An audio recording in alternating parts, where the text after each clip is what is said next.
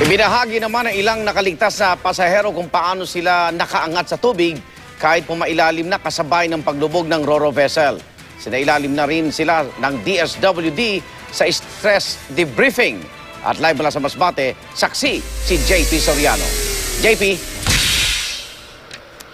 Arnold, hindi makapaniwala ang mga nakaligtas sa lumubog na Ro-Ro kung paano sila nakaligtas sa dilubyong tila dinanas nila.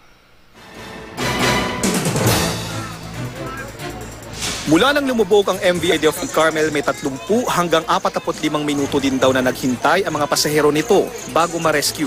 Pero ang kalbaryo hindi nagtapos sa pagkakaligtas sa kanila.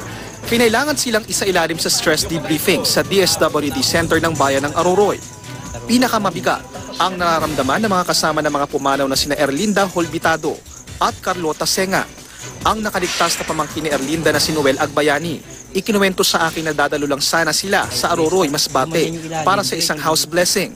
Nang tumagilid ang barko, ay nakakuha naman siya ng life vest.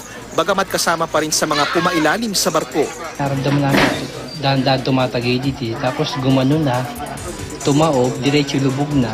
Nakaahon siya at ang ama at nakakapit sa isang lifeboat. Pero bigong mailigtas ang dalawang kasama. Malapit na kami doon. Nang napuna ko, bumagal ang takbo. Tapos, nang bumagal ang takbo, edi tansya ko, alam na nung kapitan na may diferensya pati ng mga kasamahan Wala pa kumikibo, tumagilid na. Lumabas yung isa na kuyata yun. Yung mga tao doon, pinalilipat sa gawin dito kasi gumanon Higit din daw na marami ang mga hindi nakapag-life vest dahil walang nagturo kung nasaan ang mga ito. Ang marami sa mga nakaligtas, nakakapit lang sa mga lifeboat ng barko na nagsipaglutangan. Pero giit ng kapitan ng lumubog na Ro-Ro, ginawa niya ang lahat para tulungan ang mga pasahero.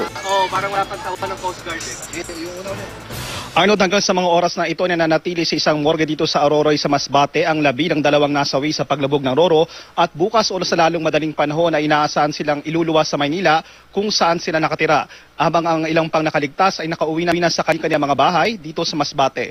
At live mula sa Masbate, ako si JP Soriano, ang inyong saksi.